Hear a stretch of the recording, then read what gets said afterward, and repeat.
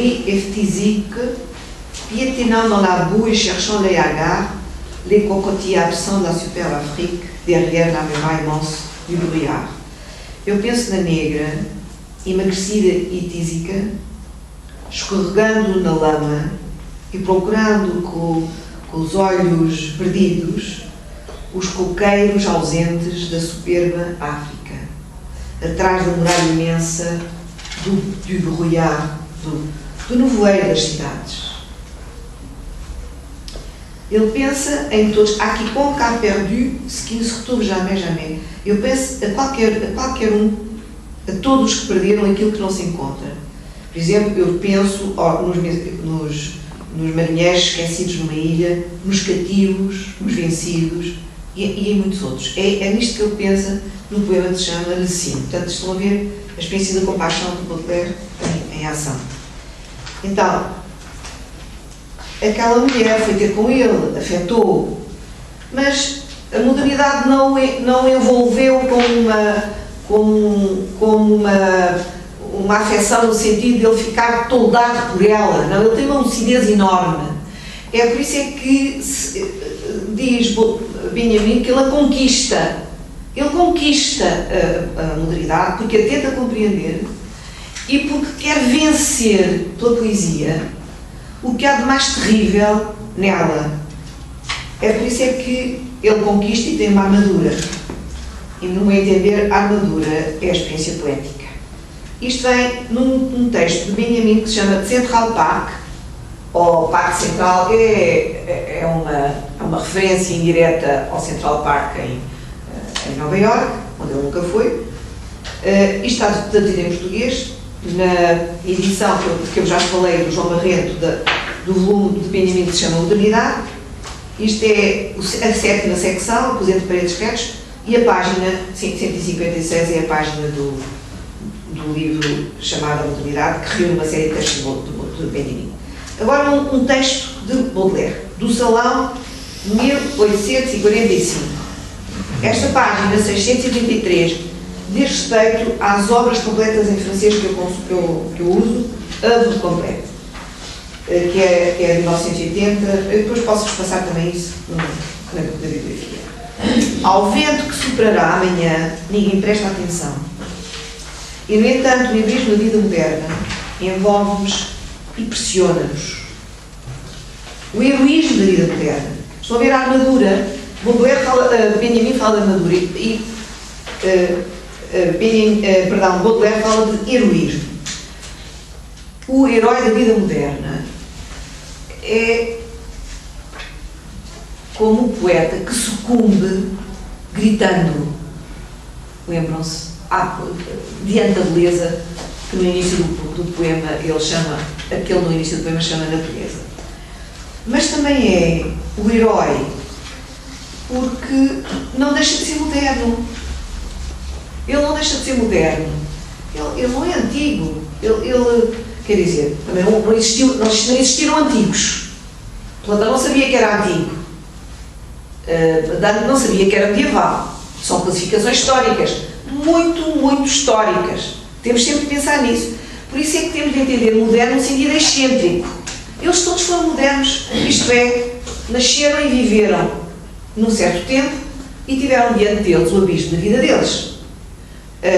Ninguém foi antigo, ninguém foi medieval. Mas é interessante que os modernos tenham chamado a si próprios modernos.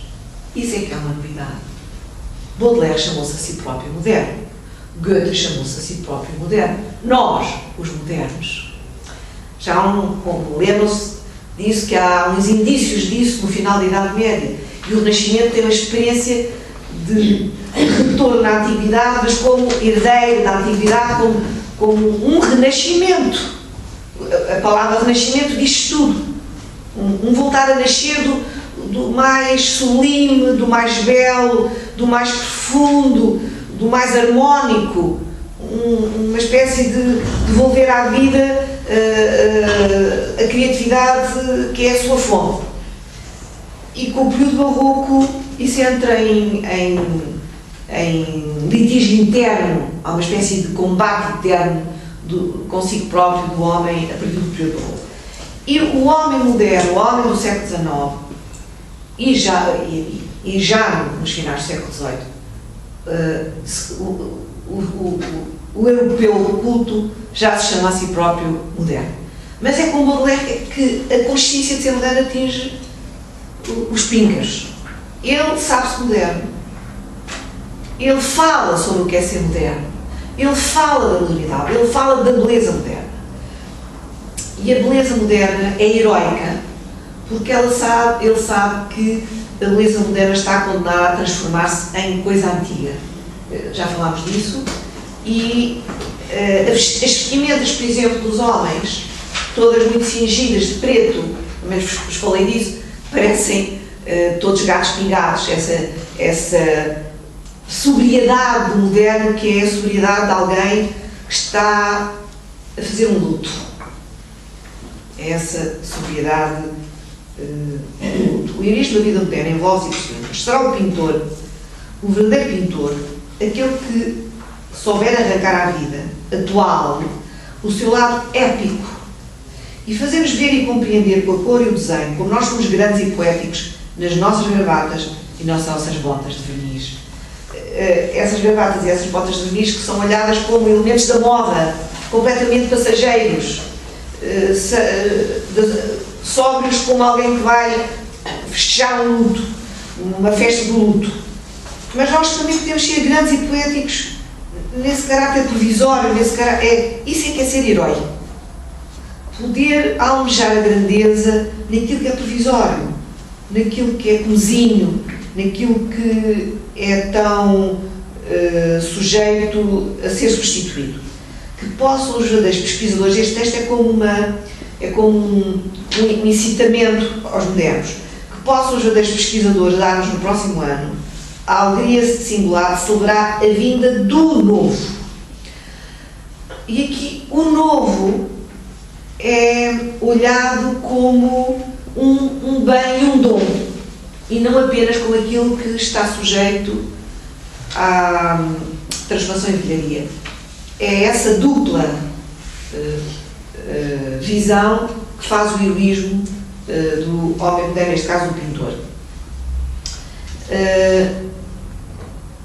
Há um último poema das Flores do Mal, é um poema que se chama A Morte, dos Tableaux Parisiens, e dos Quatro Parisienses. E nesse poema, o poeta incita a morte a levá-lo até ao desconhecido, para ele encontrar o que é verdadeiramente novo. Isso não significa que ele queira morrer. Isso significa que Baudelaire está a pedir forças à sua própria visão de que é mortal para ir à procura do desconhecido, para não ser invadido, para não ser enterrado, soterrado por tudo aquilo que se acumula, porque todos os dias se inventam coisas novas que se acumulam, e mais um, mas ele quer encontrar um desconhecido virgem, compreendem? Uma coisa que nunca ninguém tenha visto. É isso que faz a grande originalidade de Baudelaire, segundo vários leitores dele, por exemplo, Paul Valéry, é que em poesia parecia que já estava tudo feito. Ele teve a encontrar aquele reduto do homem moderno, onde pode brilhar ainda uma novidade que não se destrua, uma novidade que não seja consumida. Ele teve de descobrir, e cada vez mais. Os poetas que vieram a seguir tiveram o mesmo problema de Baudelaire. Dante não tinha esse problema. A novidade aparecia-lhe ali logo, sem heroísmo. O texto que vem a seguir, leiam, por favor, só para eu ver se confrontar com os meus apontamentos. Qual é o texto que vem a seguir? No princípio. O poema de Baudelaire. Muito bem. O poema de Baudelaire devia colocar-se assim: ser um grande poeta, mas não ser nem Lamartine, nem o Blou, nem Musset, todos quase contemporâneos. Eu não digo que esse fosse um propósito consciente, mas existir necessariamente em Baudelaire E era mesmo essencialmente Baudelaire, era a sua razão de estar. Isto é uma citação de Paul Valéry, que Benjamin está a falar, fazendo a letra J, que é a letra dedicada a Baudelaire, em 1.1. É a primeira. Paul Valéry é um grande poeta e pensador francês do século XX. Escreveu sobre muitas coisas diferentes, desde escrever sobre uma concha, escrever sobre música, poesia, escrever sobre autores que lia, escrever sobre a experiência do tempo. É um autor muito rico do ponto de vista do pensamento, mais para mim do ponto de vista da poesia. Isto que está entre aspas é de Paul Valéry. Portanto, este é o anseio heróico de Baudelaire, é não ser como nenhum dos outros grandes poetas próximos ou contemporâneos. A seguir vem uma que é, não é ela a veste inevitável da nossa época, conhece ou não? Não. Então eu gostava de ler este para vós, que é do Salão de 1849 e que está citado em J, podem escrever J31,A3 no livro das passagens, podem pôr o livro das passagens, J31,A3. E diz respeito a uma citação de Baudelaire, exatamente, do Salão de 1849. Eu não vou ditar, só vou ler, diz respeito àquilo que eu há pouco estive a falar e também na sessão passada da vestimenta. Não é a vestimenta moderna, a veste inevitável da nossa época, sofredora. Ele considera a época dele uma época de sofrimento. E ele é muito sensível ao sofrimento que vê à sua volta. E trazendo até sobre os ombros negros e magros o símbolo de um perpétuo luto, note-se bem que a casaca preta e a subcasaca não só têm a sua beleza política, que é a expressão da igualdade universal, mas também a sua beleza poética, que é a expressão da alma pública. Um imenso desfile de gatos pingados políticos, de gatos pingados apaixonados, de gatos pingados burgueses. Celebramos todos um enterro qualquer. Este que eu vos tinha estado a falar, portanto é dessa passagem, se quiserem ler. Isto está traduzido, publicado no tal volume de que eu vos falei, A Invenção da Modernidade, da Relógio d'Água, traduzido por Pedro Tamen, que reúne várias soluções. Eu falei-vos disso na sessão passada. Agora o texto que vem a seguir é: entendo por progresso a dominação progressiva da matéria. Estão a ver a definição de Baudelaire de progresso? É de um texto que se chama O Público Moderno e a Fotografia, onde ele fala da fotografia. A poesia e o progresso são dois ambiciosos num sentido não pejorativo. Isto é, são duas formas de anseio, compreendem? Que se odeiam com um ódio instintivo. A poesia e o progresso não podem ligar-se. A poesia está afastada de qualquer ideia de desenvolvimento da matéria, desenvolvimento das pontes, dos automóveis, da invenção da fotografia. A poesia não tem a ver com isso. A poesia tem a ver com a voz humana e o anseio da voz humana em recitar a vida. Eu queria vos lembrar a propósito, porque eu queria entretecer aqui a questão do gênio. Depois a seguir, isto é o Público e o Homem Moderno. Depois nas Fusées, também é um texto do Baudelaire, ser um homem útil sempre me pareceu uma coisa completamente hedionda, donha. Um homem útil no sentido de um homem pragmático que pensa a vida em termos instrumentais. Sempre me pareceu hediondo. Há qualquer coisa de heroico no homem que é poeta numa época de progresso. Porque a poesia não concorre para o progresso. Além disso, a palavra poeta caiu na lama. Porque quando nós dizemos que uma coisa é mais ou menos disparatada ou mal expressa, dizemos que aquilo é poesia, é poética, é uma coisa poética. Quando a poesia, para quem a conhece, é a expressão mais exata a que nós nos podemos elevar. Não há nada mais exato que a palavra do poeta. Muito mais exato que qualquer teorema da matemática ou qualquer lei da física. Não há nada mais exato. E a exatidão, sabem onde é que se vê? Nós não podemos substituir um único verso por outro nos grandes poetas. E podemos fazer qualquer formulação das teorias científicas, desde que estejamos a dizer o mesmo, mas na poesia não podemos fazer isso. Porque na poesia nós não podemos dizer o mesmo, senão daquela maneira. A poesia é insubstituível por resumos, por dizeres de outra maneira, por sínteses, é insubstituível. A grande poesia não tem outra maneira de ser dita. A exatidão mostra-se por aí. Quando se fala de inexatidão, é por incompreensão do que é a dificuldade da poesia. A poesia é difícil, porque implica grande atenção à vida. Se nós estamos muito distraídos em relação à vida, não percebemos a poesia. Se estamos muito voltados para as finalidades da nossa existência, para os programas, para fazer isto, fazer aquilo, obter aquilo outro, aí a poesia vai ser lida com olhos muito toldados, já cheios de muito fundo. Ser um homem. Então eu queria vos lembrar o segredo das musas. A poesia sempre foi pensada entre os gregos como tendo origem nas musas. Eu vou-vos dizer os nomes das musas, todas, podem escrever se quiserem. Calíope são 9. 1, 2, 3, 4, 5, 6, 7, 8. Falta-me uma. 1, 2, 3, 4, 5, 6, 7, 8. São 8. Porquê? Mas eu pensava que eram 9. Deve-me estar a faltar uma.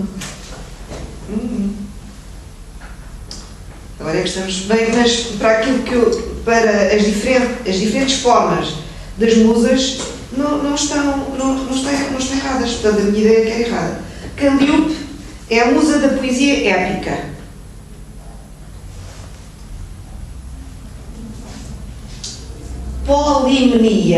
Polimnia, a musa da poesia lírica.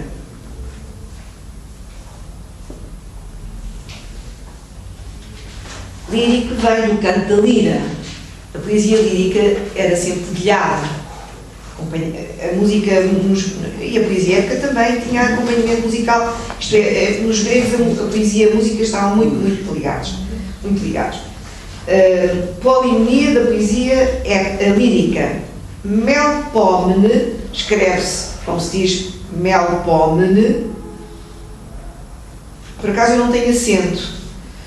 Em grego acho que se acentua no ómicron, Melpomene. Mas eu não pus acento, portanto ponham Melpomene, porque eu tenho que verificar se tem mesmo acento. Na minha memória tem, mas eu não pus aqui.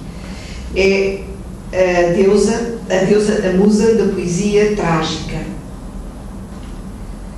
Terpsicore,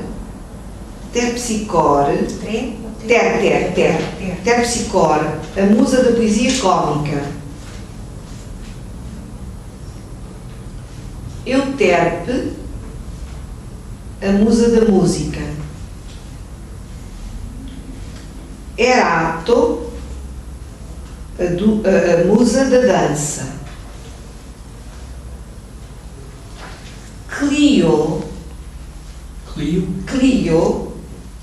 a musa da lembrança dos feitos. Nós chamamos hoje em dia história. Os gregos também chamavam história, mas história para eles não era uma disciplina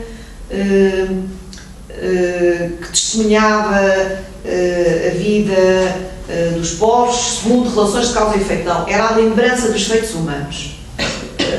História quer dizer julgar, recordando os feitos humanos. É manter a fama. A Clio é a que ajuda a manter a fama de cada povo. Como é que disse? A Clio era? A lembrança dos feitos. A lembrança dos feitos humanos.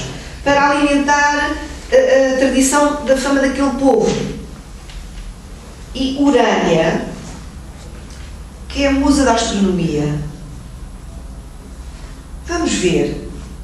O que é que ia repetir a Posso. Da dança? É Erato. Erato até é pelo menos até, eu penso que ainda existe, é um nome de uma firma de de discografia, Erato, mas é dança, mas que está muito ligada à música. Então, é muito interessante que não haja nem musas para a pintura. Querem que eu repita? Calliope, poesia épica. Polimnia, poesia lírica. Melpomene, escrevem assim porque eu agora fiquei com a dúvida, a poesia trágica. Terpsicore, poesia cómica. Euterpe, música. Erato, dança. Clio, lembrança dos feitos. Urânia, astronomia. Elas eram filhas da memória, Mnemosina. Interessante, todas elas. Portanto, para os gregos, toda a criatividade humana expressa nas musas é filha da memória. O pai é incerto neste sentido. Há dois pais. Na maior parte dos casos é Apolo, que é o pai. Mas noutros casos também se fala de Zeus. Mas na maior parte dos casos é Apolo. Apolo está ligado, como sabem, à palavra oracular, ao logos, mas não está ligado à dança, naturalmente. Em todo o caso, é por causa deles estar ligado à palavra que a relação com a memória é tão importante. As coisas, eu digo aqui que são 9, deve faltar uma, 2, 3, 4, 5, 6, 7, 8, falta uma, eu não me lembro. Peço-vos desculpa, mas eu não me estou a lembrar, está-me a faltar uma. Eu vou falar destas. Diz na próxima aula. Digo na próxima aula. Então não sei. Digo, claro, digo-nos na próxima aula. Ou até escrevo a Ana Margarida e a envio para todos. O que é impressionante nesta sequência? É que as musas são, por assim dizer, senhoras da voz e do ritmo dos corpos. Não há musas da pintura, da escultura, nem da arquitetura, estão a ver? Todas elas, portanto, têm a ver com a voz, o canto, o ritmo do corpo, da lira, da flauta, do sonho secreto, da fama terrena e dos astros longínquos. É disto que as musas são senhoras. E, na verdade, a criatividade para os gregos começava no sopro. O sopro que dá a voz, mas também que dá o canto e que dá a flauta. E nos dedos, que dedilham a lira, que escrevem, e no corpo inteiro, que dança, que se move.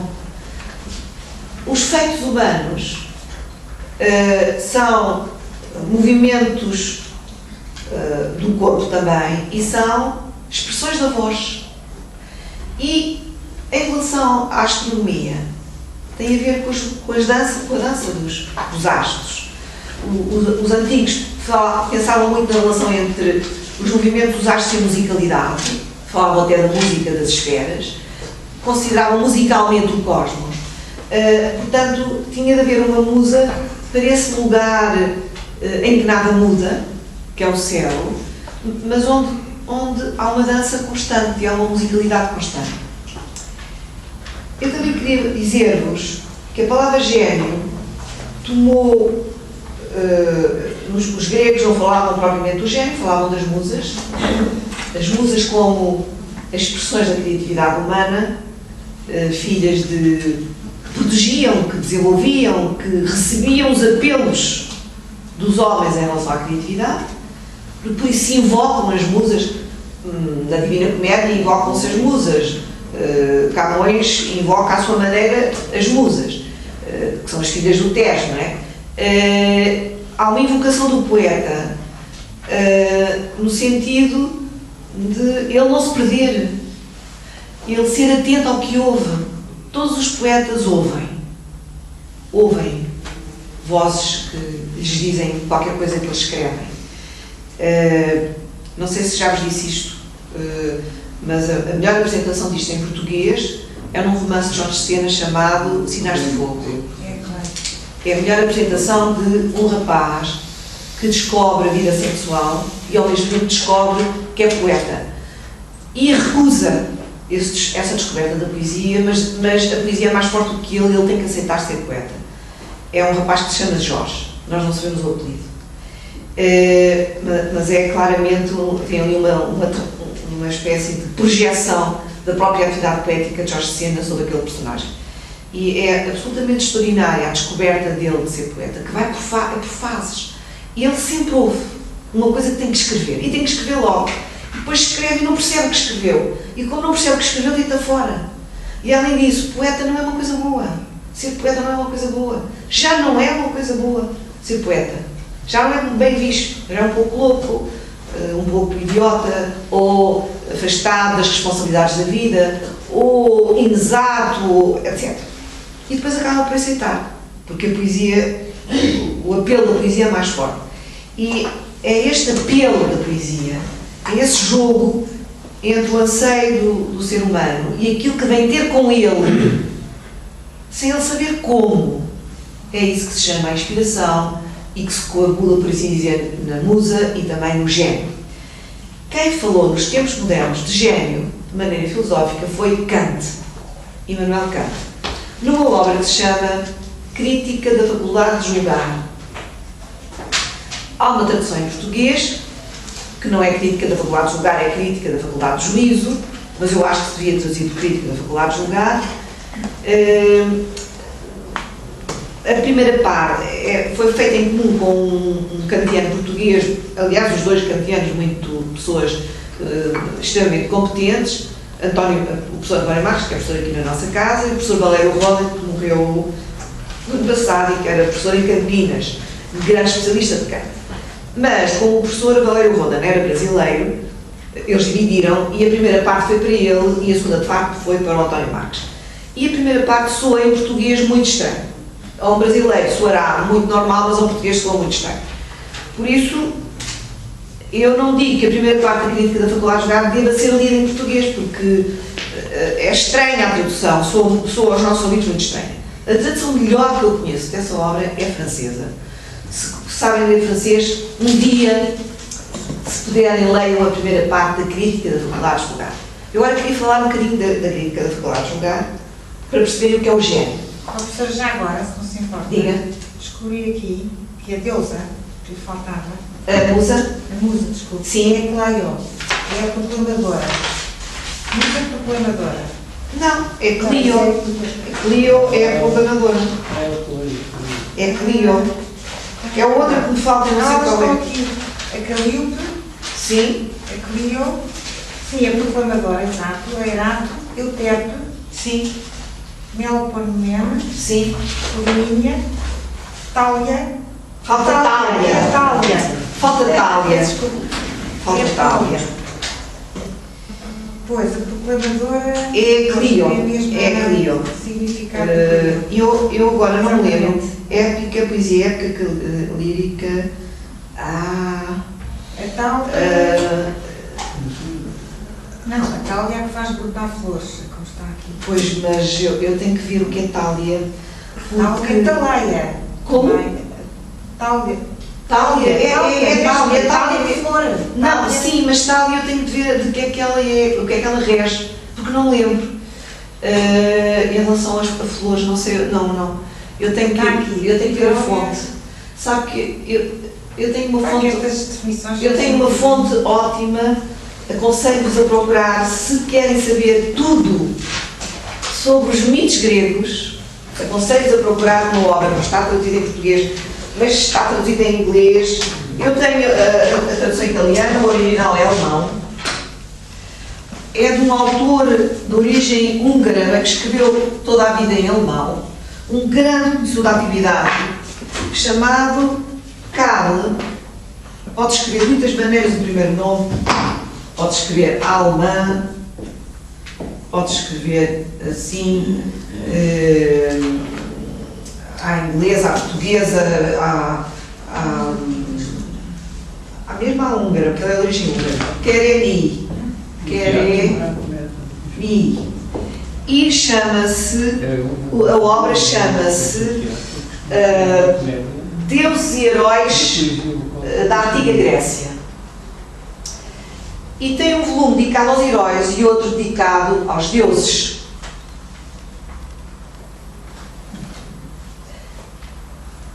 Com com medo do acento ser no Y. Agora estou com medo, eu não sei. Quando eu tenho estas dúvidas, tenho que ir sempre confirmar. E o que é que ele faz? Ele escreve como se fosse um grego. A explicar. Diga. Há aquele grego que a poesia bucólica e pastoril. Pronto, é isso. Poesia bucólica. É a poesia bucólica. Tália. Eu não me lembrava. De nenhuma maneira. E eram 9, portanto, faltava um. Eu sabia que eles eram 9, mas faltava um. Muito obrigada. Então, ele escreve como se fosse um antigo grego a explicar-nos as tradições da sua terra, sobretudo relativas aos deuses e aos heróis. E o que é que ele faz? Faz uma coisa extraordinária, de uma erudição extraordinária. Vai consultar todas as fontes, desde as mais arcaicas gregas às mais recentes romanas relativas aos gregos, e a partir delas fala de todos os heróis e de todos os deuses. E foi nessa fonte que eu encontrei todas as referências em relação às musas, e eu vou confirmar, quer dizer, estes nomes estão todos bem, Itália, bem, verdade? Estão todos bem, Itália faltava, era essa que faltava, que era do princípio bucólica, mas ele faz uma explicação de cada musa de uma maneira muito particular, mais próxima ainda, aquela, por exemplo, a lembrança dos feitos é quase uma expressão dele, não é? Que geralmente diz que é, Deus, que é a musa da história, mas quando nós falamos de história, pensamos na história como disciplina. E para os gregos não era um exercício da memória para manter viva uma comunidade em relação às suas próprias tradições. Percebem? A fama era uma protetora da consistência da vida daqueles que estão vivos em relação aos que já não estão.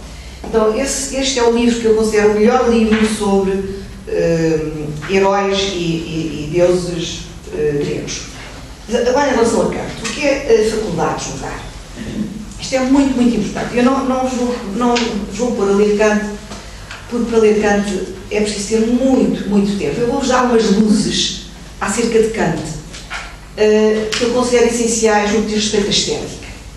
E, como um dos temas em tratamento neste modo de estética é o gênio, Kant não pode passar. Em relação aos gregos, eles não consideravam o gênio, mas as musas. Quer dizer que a variedade da criatividade humana estava reconhecida e distribuída sempre a partir do sopro humano e do corpo humano, sempre. O gênio não é assim. O que é o gênio? Mas antes de responder a essa pergunta, temos de saber o que é a faculdade de julgar. Porque o gênio aparece na crítica da faculdade de julgar, na primeira parte da crítica, que tem o título Crítica da Faculdade de Julgar Estética. Mas primeiro, o que é a faculdade de julgar? A faculdade de julgar é, na crítica da razão pura, é aí que ele fala pela primeira vez na faculdade de julgar, uma faculdade que não é autónoma, que está dependente ou do entendimento ou da razão. Porquê é que a razão e o entendimento são faculdades autónomas? Porque engendram princípios para elas próprias. O entendimento engendra o princípio para elas próprias, isto é, para os seus objetos. Se não podia confundir-se com o que eu vou dizer a seguir sobre a faculdade de julgar, que se descobre autónoma. Mas este parênteses não é para tomarem agora em consideração, é mais para quê? A faculdade de julgar, de um ponto de vista teórico, de um ponto de vista prático, na crítica da razão pura, na crítica da razão prática, a faculdade de julgar é uma faculdade não autónoma. Ela aplica as regras das outras faculdades que são autónomas, quer o entendimento, quer a razão. O princípio do entendimento chama-se conformidade à lei ou legalidade.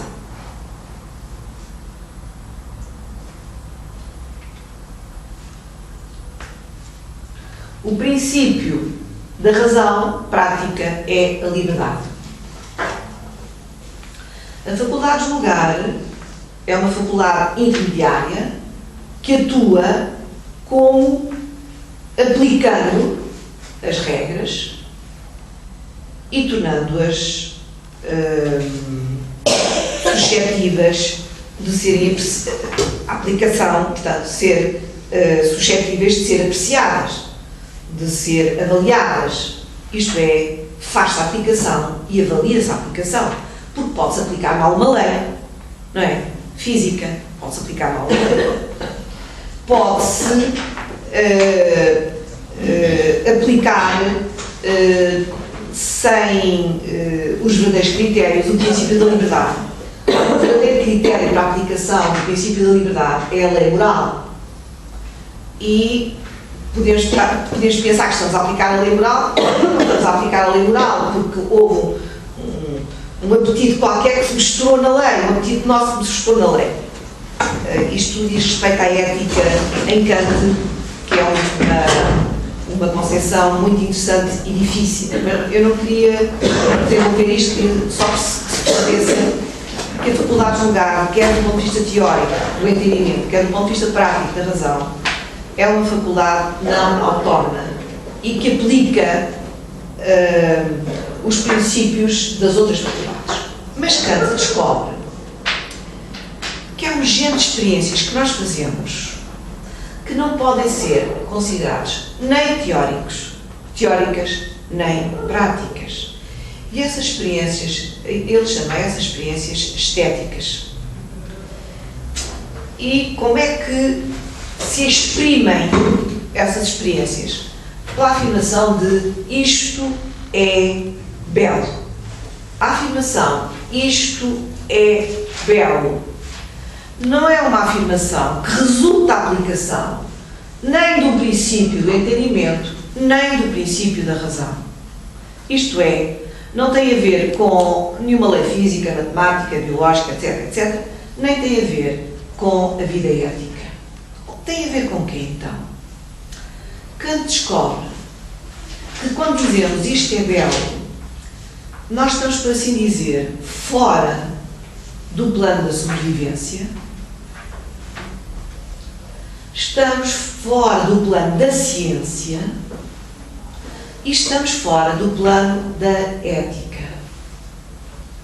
Portanto, estamos fora do plano dos apetites, estamos fora do plano das construções e tecnologias científicas e estamos fora do plano da lei moral e da liberdade que a sustenta.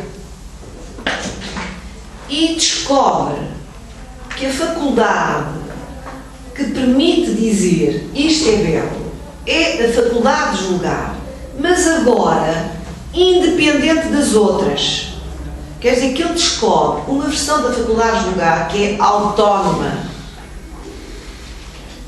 Autónoma de uma maneira particular, porque ela não tem objetos, não há objetos para a faculdade de julgar, como há para o entendimento.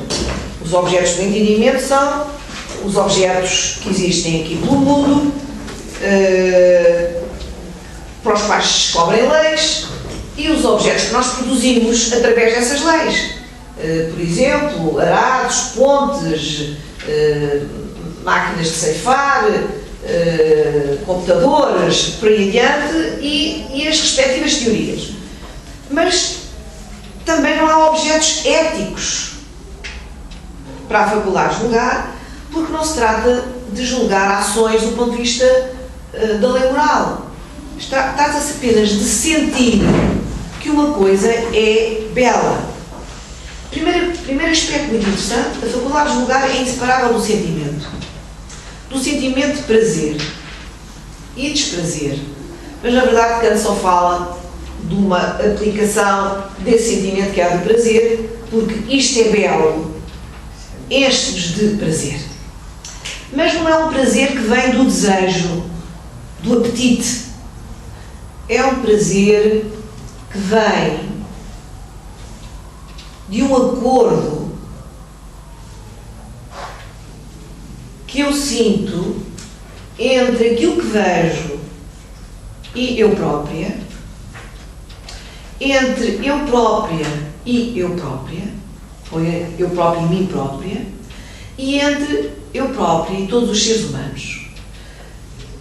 O sentimento estético é, por extenso, um sentimento comunitário.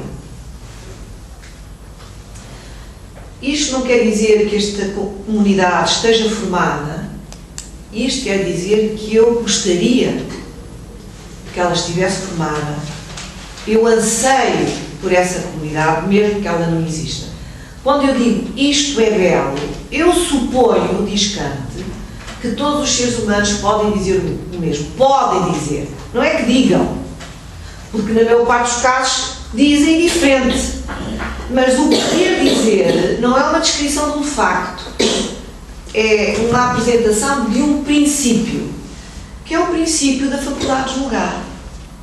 O princípio da faculdade de julgar, estética, é o princípio da competitividade que ajuda. Se alguém tivesse um glossário ou alguma coisa, isso era bom. Por uma simples razão, é que quando está a recheia, mas ela faz muito bem, sabe? Posso?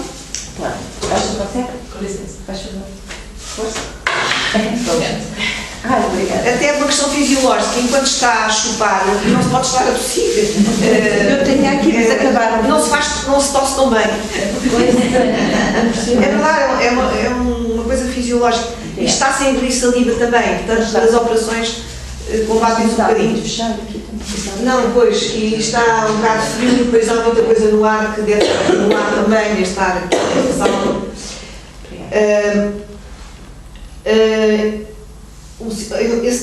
Esse tal princípio da faculdade de julgar chama-se conformidade a fins sem fim. Conformidade a fins sem fim. O princípio da faculdade de julgar estética. E o que é que isto quer dizer? Quando eu sinto acordo, geralmente pergunto porquê. Tudo bem. Mas no caso estético não se pode perguntar porquê. O prazer estético é sem porquê. Isto é, não há conceito de fim.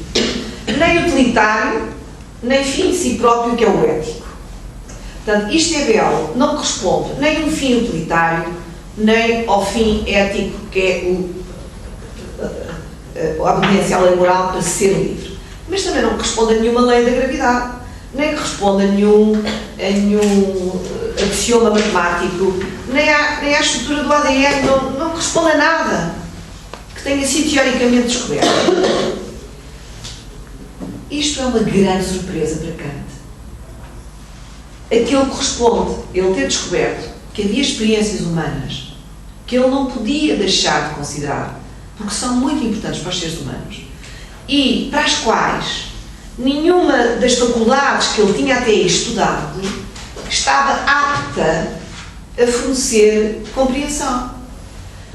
Então, a faculdade de julgar apareceu sob duas formas. Uma, que é dependente das outras faculdades superiores, faculdade superior de entendimento, isto é, faculdade superior do ser humano, isto é, faculdades autónomas que têm princípios que elas próprias engendram, e a faculdade de julgar, quando é teórica e quando é prática, é uma operadora, podemos dizer, do entendimento e da razão. Mas quando nós julgamos uma coisa bela, a faculdade de julgar está na sua autonomia, sem depender do entendimento e da razão, enquanto faculdades das quais teria de aplicar os princípios. Ele chama essa faculdade de julgar estética faculdade reflexiva. O que é que quer dizer reflexivo? É o contrário de faculdade de julgar determinante. A faculdade de julgar determinante é aquela a quem o entendimento ou a razão fornece uma regra que ela aplica. Determinante é a faculdade de julgar que tem uma regra universal e a aplica aos particulares. A regra, por exemplo, o princípio da causalidade, o princípio da gravidade em física e aplico aos particulares. Ou a estrutura do ADN e aplico aos particulares. Isso é a faculdade de julgar determinante. A lei moral aplicada às ações particulares. Isso é a faculdade de julgar determinante. Há uma universal e ela aplica aos particulares. Ao contrário disso, a faculdade de julgar reflexiva não tem nenhum universal à partida. Só tem os particulares. Só tem as coisas que existem dispersas pelo mundo à nossa frente. Seres humanos, árvores, pássaros, nuvens, casas, pinturas, fotografias, livros, por aí adiante. Só tem particulares. E não tem nenhuma lei à partida parecida ou equivalente com a lei da gravidade ou com outra qualquer. O que ela tem, essa faculdade, é um princípio, esse tal princípio da conformidade de fins sem ter fim, que ela aplica a si própria. A faculdade de julgar é objeto e sujeito de si própria. É uma faculdade que está a afetar-se a si própria. É a vida do nosso espírito, a faculdade de julgar reflexiva. É a vida do nosso espírito. Enquanto nós estamos a ver, a ouvir, a ser afetados e a exprimir isso sob a forma de isto é belo. Para Kant, só os seres humanos são suscetíveis à beleza. Nem os animais, nem a divindade enquanto razão pura, razão separada, como ele a concebia, podem ter experiência estética. Os animais, porque não têm razão. A divindade, porque não tem corpo. E só pode ter experiência estética aquele que tem corpo. E ao mesmo tempo ele utiliza a fórmula aristotélica, que é o homem é um animal dotado de logos, e os modernos tenderam a traduzir logos por razão, mas logos mais naturalmente devia ser traduzido por palavra e discurso e argumento, e depois isso tudo deu razão, na verdade. Os latinos traduziram logos por ratio, se quiserem ler como eles liam, como os latinos romanos liam. Os latinos medievais não, mas os latinos romanos, ratio. Que os latinos romanos começaram por desfazer a força deste T e converteram num C e passaram a ser rácio. A rácio, porque rácio é feminino. Hoje em dia escreve-se de uma maneira horrível a palavra latina e transformando-se o género, porque o género é feminino, é a razão. Por exemplo, a razão desta equação ou a razão desta estatística, etc.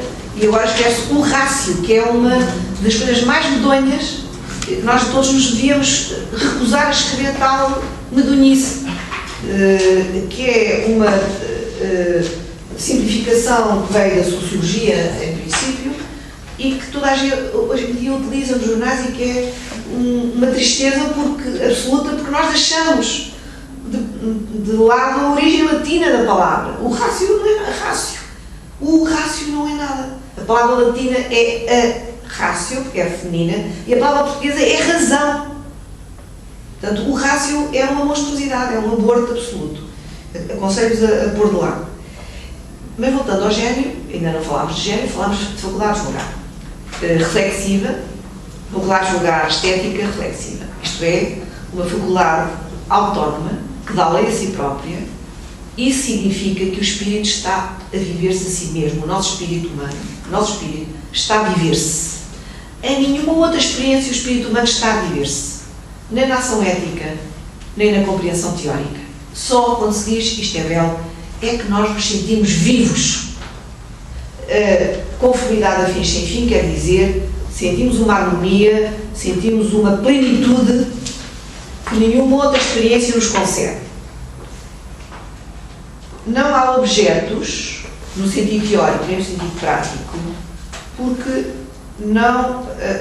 a lei da faculdade de julgar se aplica a si mesma. Isto é o espírito que se sente a si mesmo ao sentir que há harmonia entre ele e aquilo que ele está a ver ou a ouvir, e a harmonia com todos os seres humanos.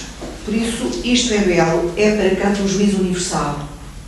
Mesmo que houvesse uma percentagem, por exemplo, 90% de seres humanos que considerassem que aquilo era feio e 10% considerassem que era belo, esta estatística não toca na universalidade de isto é belo. Porque a universalidade de isto é belo não é descritiva do estado de coisas. Apresenta um anseio do espírito. Portanto, a universalidade é um anseio, não é uma descrição. E uma estatística é a descrição de um estado de coisas. Que nem sequer tem valor de lei, como sabemos. Não se pode legislar a partir de uma estatística. Hoje em dia faz isso, mas na verdade é um erro fatal, porque as estatísticas são extremamente provisórias, sobretudo em relação aos ramos aos quais se aplicam, e os dados estão sempre a mudar. Mal a estatística está feita, já estão os dados a mudar. Portanto, é extremamente instável. Fazer leis a partir daí é verdadeiramente preocupante. Mas deixamos agora esse caso. Isto é belo, não é consequência de uma estatística. Portanto, a descrição de um estado de coisas por porcentagem é a afirmação mais humana que o ser humano pode fazer e que só o ser humano pode fazer. Porquê é que é a mais humana? Porque é aquela em que o corpo e o espírito não estão em litígio, o corpo e a alma não estão em litígio. Ainda que se distingam a alma e o espírito, mas não vamos fazer agora essa distinção complexa. Em Kant, ele utiliza Geist, que é a palavra para espírito, e Seele, que é a palavra para alma. E o gênio está ligado a Geist, mas ele também fala de Seele. Seele é mais uma energia, alma, como nós dizemos em português, e que vem da ânima latina. Geist é a espontaneidade criativa. Então, a afirmação, isto é belo, é um juízo de uma faculdade vulgar, reflexiva, estética, na qual o ser humano se sente a si próprio vivo, o espírito e o corpo unidos, e espera que todos os seres humanos possam dizer o mesmo. Esse é o género de unidade estética. É como se nós seguíssemos uma aspiração de encontro que só pode ser experimentada, disciplinada e nunca pode ser legislada. Não há legislação para essa comunidade. Essa comunidade forma-se pelo anseio que todos têm de se encontrar na beleza daquela coisa. Ao mesmo tempo, Kant chama a este juízo da faculdade vulgar reflexiva estética gosto. Como sabem, gosto é o nome de um dos nossos sentidos. Um sentido muito íntimo, que está ligado à boca e à saliva, ao céu da boca, à língua, aos dentes. Portanto, está ligado a uma parte do nosso corpo que é íntima. É muito difícil teorizar o sentido do gosto. É muito fácil teorizar o sentido da vista. E também não é nada difícil o sentido do ouvido, mas é mais difícil do que o da vista. Mas do gosto é muito difícil, como o olfato. São dois sentidos que são muito avessos à teorização. Nós podemos descrever em termos biológicos esse acerto dos sentidos, mas nós não podemos descrever o que é, por exemplo, o gosto da maçã. Podemos dizer que é ácida, não vamos longe com a acidez. O gosto é resistente à teorização. É muito interessante que o gosto tenha sido escolhido pelos antigos, pelos primeiros cristãos, não por Santo Agostinho, mas por outros, como perto da sabedoria. Sapore e sapere.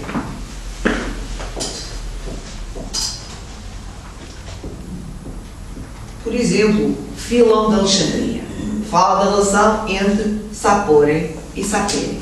Saborear e saber. Sabor e sabedoria. Porquê? Porquê fizeram essa aproximação? Os gregos jamais podiam ter feito essa aproximação.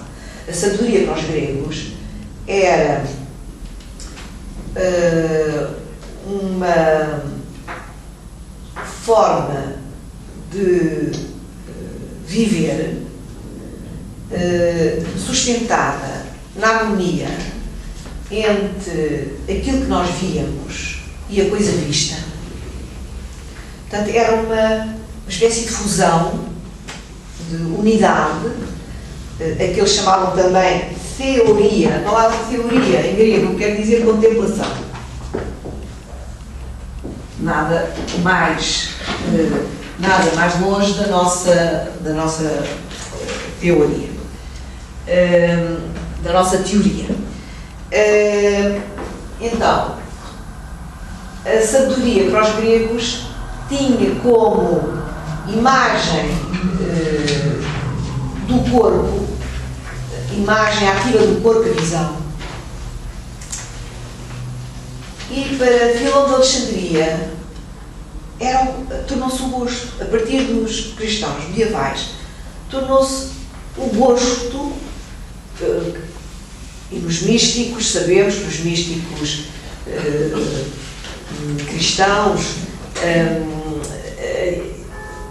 também, não só o gosto como o tato, o olfato, entravam na experiência de êxtase, mas também entrava a audição e entrava a visão.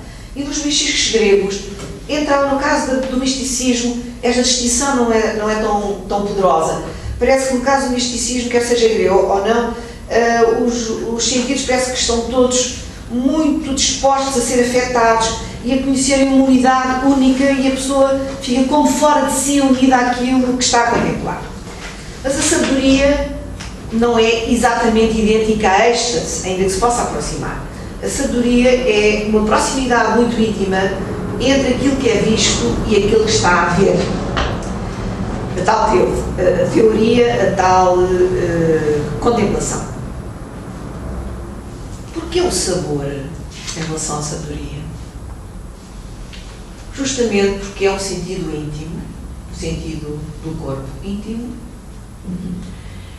e porque ao saborear o alimento, nós estamos a mastigá-lo, e o alimento está a entrar no nosso corpo e está a fazer parte do nosso corpo. A sabedoria, religiosamente concebida, é uma forma de fruto ou de alimento que entra dentro de nós e que nós assimilamos. E por isso se fez essa proximidade entre o gosto e a sabedoria, em sentido religioso. Santo Agostinho pensou no mestre que falava, num diálogo.